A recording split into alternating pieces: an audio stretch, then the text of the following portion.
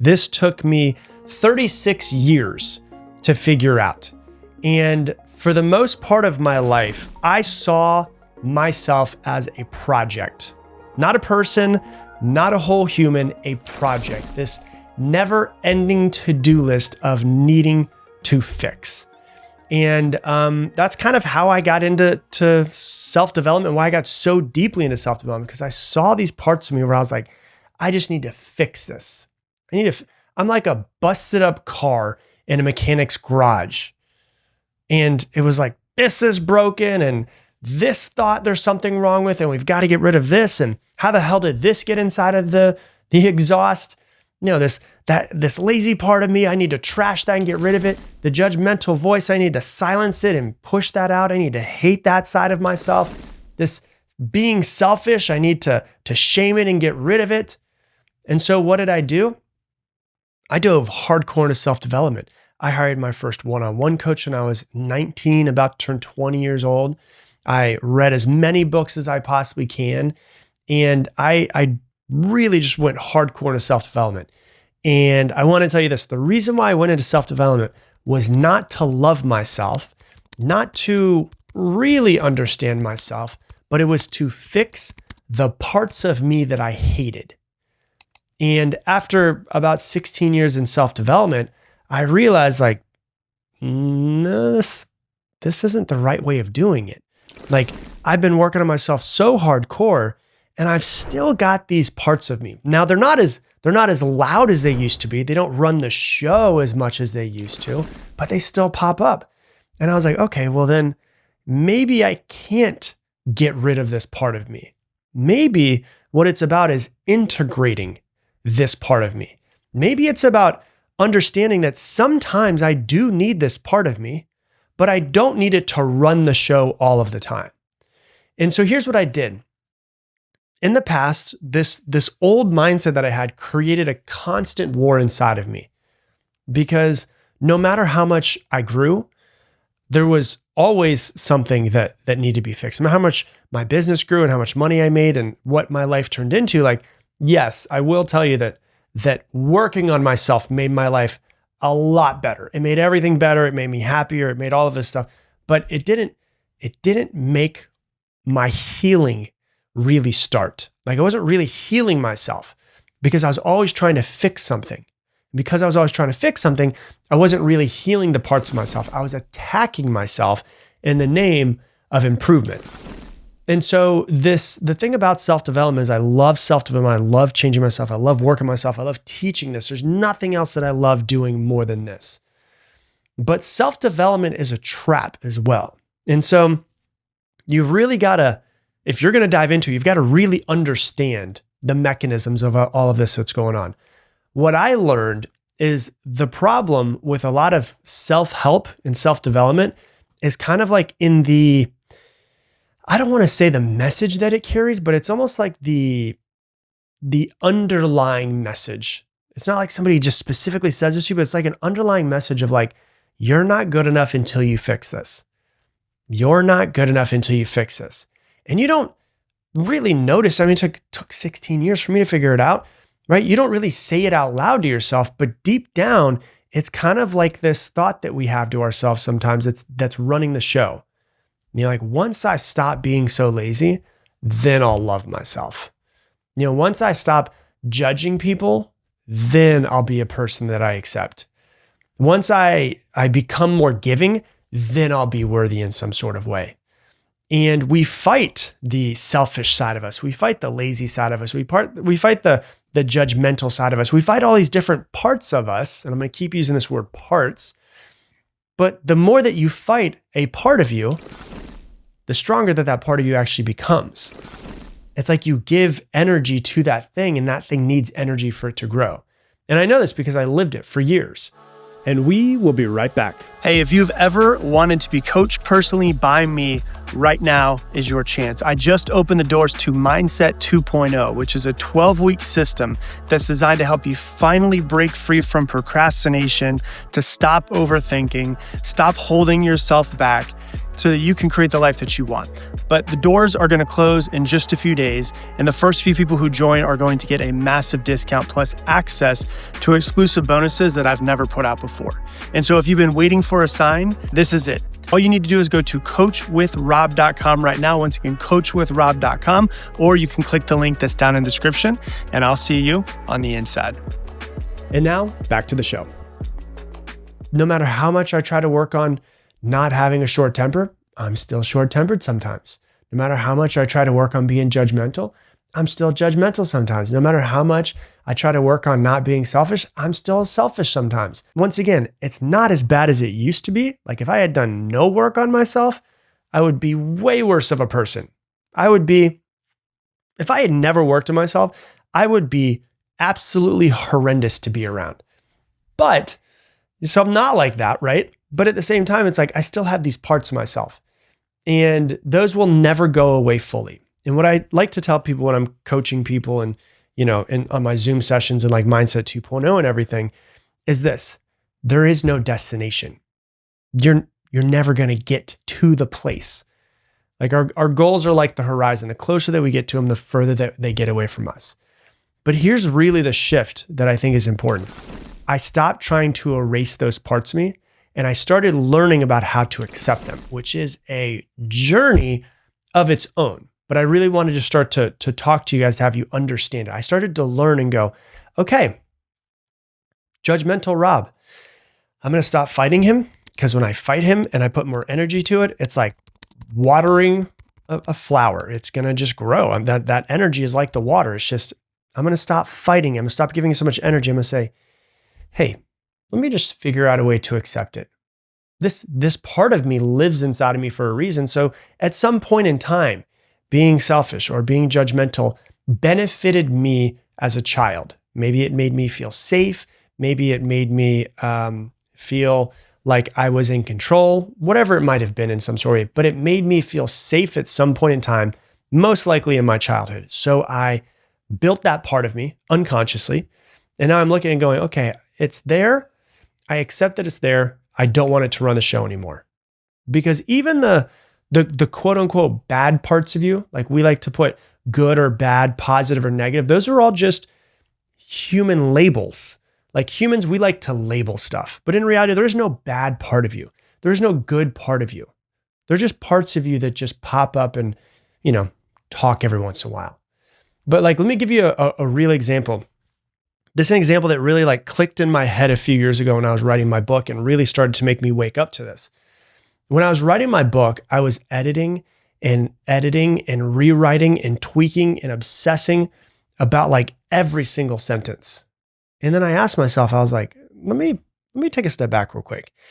Why are you putting so much into this? Like, what's the drive behind this? Why are you putting 16 rounds of edits into one book?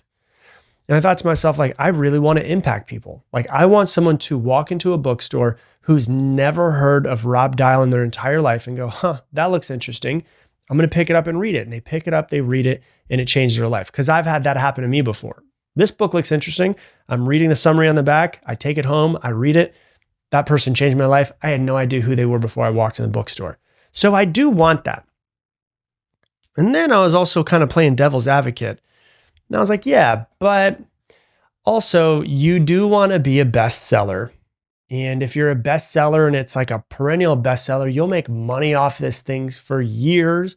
If someone has a huge book, they make millions of dollars for years and years and years. So you do want to do that too, don't you? And I'm like, yeah, I guess I do. And it's like, but I also really want to win. Like I want to beat other books out. And so there's a competitive side of me. And I'm like, oh my God, like all of these parts of me are kind of working together to write this book. In that wanting to win, wanting to make money, wanting to get to the top of the bestsellers list, is that ego? Absolutely. And for a little bit, I kind of judged myself for it. And I thought about it and I was like, okay, like, let me really look at this. If my ego, which is wanting to make money and wanting to be successful and want to be number one, is also part of me that is making me re-edit this book and make it better and make it better and make it better and make it better. It's just as beneficial, if used the right way, as the side of me that wants to change somebody's life. And so can I use my ego as a tool to create a better book? And I was like, holy, yes, I can. And I was like, damn, well, I guess my ego isn't evil. It's not something that I need to kill off.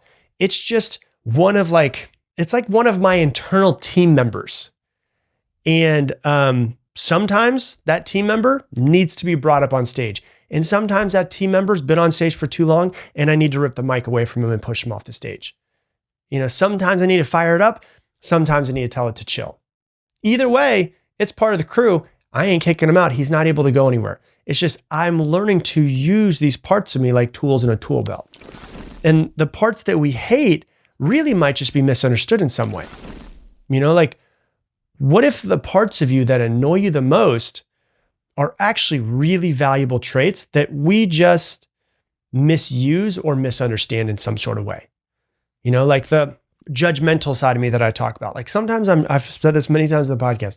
Sometimes I'm driving down the road, having a great day, and I see someone on the side of the road, and my brain just immediately goes to judgment. And I'm like, where the hell did that come from? Like it didn't even feel like it was me. It just flew out of my head, and I'm just thinking it. I'm like, okay, so maybe I don't need that judgmental side. I used to hate that judgmental side. And then I realized yeah, in those moments, I don't want my judgmental side to pop out. But in certain moments in our life, is it really good to have a high level of judgment? Absolutely. If you're in business, having judgment is a great idea. If you're investing into something, it's a great idea. If you're around other humans, having some sort of judgment, can I trust this person? Can I not trust this person? Is something that is very valuable. If it's on the stage, screaming into the microphone, running the show all the time, is it beneficial? No, but when I need to pull it up, okay, I'm about to spend X amount of dollars by outsourcing this in my business. Let me have some judgment here and actually see if this is something that I should do. Okay, I can bring that tool out of my tool belt. What about being selfish, right? Maybe you've realized that you're selfish in some sort of way. Well, there's a lot of people out there in this world that are people pleasers that have no boundaries. They actually need to be more selfish. So in that case, depending on the situation, being selfish all the time is not good. But if you're the type of person that's a people pleaser, yeah, actually, honestly, you need to be more selfish. You need to learn to be more selfish. So that's a good thing. What if you're a lazy person? Well, I just did an episode about procrastination and laziness. You should go back and listen to that one. But maybe it's also your body screaming for rest. Like if you've been working really hard, if you've been trying to grow something, you're like, I've been so lazy the past couple of days. Maybe your body's screaming for rest. Or if you're lazy all of the time, maybe you just hate what you're doing in your life and you need to do something different. Maybe you're not lit up by the thing that you're doing every single day. I mean, I would be really lazy too if I was still going and working for a boss that I hated. It's not about deleting these parts of us. It's about understanding them. It's about integrating them into the whole. Your body, your brain, it's like this giant symphony. Now, you don't want the French horn playing over everybody every single time, but the French horn, even though I don't know what it sounds like, and I know there's always one inside of an orchestra, it's always in an orchestra. So maybe you have this orchestra running and it's playing. Okay, well, I need each of these parts of the orchestra. I need the brass, and I need the percussion, I need the woodwinds, all of those things. And I need to learn when to turn them up and when to turn them down. And when this guy gets a solo and when I need to tell him to shut the hell up because it's getting to be too annoying, right? It's like learning how to use the whole symphony that is you, and you're not here to just leave this normal life and just get by with the way things are. And if you're working on yourself, I want to be really, really clear in this. You're never going to get fully rid of any part of yourself. If there's a part of yourself that lives inside of you, you're never going to get rid of it. Your judgments, your fears, your egotistical thoughts, your lazy days, your selfish needs, you're not going to get rid of those things. As you start to, and hopefully you continue to keep working on yourself, but as you keep working on yourself, you start becoming more aware of yourself. And you start becoming more aware of like, oh, I know why I'm in this. Oh, I'm noticing this pattern that I'm in. I'm noticing this emotion that's coming up. I'm noticing this thought that's inside of me and why I feel fearful to do this. And you have to start having these tools in your tool belt. And you have to understand that as you start to understand yourself, you realize that these parts are all really beneficial. Getting rid of them is not the goal. It's not the point. The really, really big shift, and why I say like you need to hear this, and I wish every person could hear this, is because the shift is when you stop seeing yourself and stop seeing those parts of you that you've been trying to fix or get rid of, like I was telling you about. You stop seeing them as defects and you start seeing them as tools in some sort of way. Tools that you can sharpen, tools that you can use when you need them, and you can set them aside when they're not helpful. And you can become aware, oh, you know what, this part of me is popping up. And so I want you to understand, if you're on this journey of self-development, you are, because you're listening to this podcast, obviously. You're not broken. You don't need to get rid of any parts of yourself. You don't need to fix any parts of yourself. You know, the moment when your relationship with yourself changes is when you realize this and you start accepting parts of yourself. You stop hating parts of yourself. You learn to start loving parts of yourself. Before you love any part of yourself, you have to learn to accept it first. When you do that, everything else changes. Because life just gets a whole lot lighter when you're not trying to fix and you're not constantly internally at battle. You know, that's really the shift that everybody needs. And that's the new kind of self-development that I think everybody needs as well. And so, you know, the next time you catch yourself saying, I hate this part of me, or I really need to get rid of this part of me, just pause for a second and just say, okay, like what's the point of this part? If I could understand it instead of attacking, what's it trying to say to me? It's usually trying to protect you. Almost every single time it's trying to protect you in some sort of way. And then you ask yourself, like, how could I use this part of me as a tool instead of just something that pops up in, you know, when I'm not paying attention, when I'm unconsciously just living my life as a robot. And so that's really the transformation we're all working for. It's not about being better. It's about integrating yourself as a whole. Hey, thanks so much for watching this video. Based off of what you've been watching recently, YouTube thinks you should watch this video next. It's perfectly crafted for you. And if you want to subscribe so you never miss another video, click that button right there.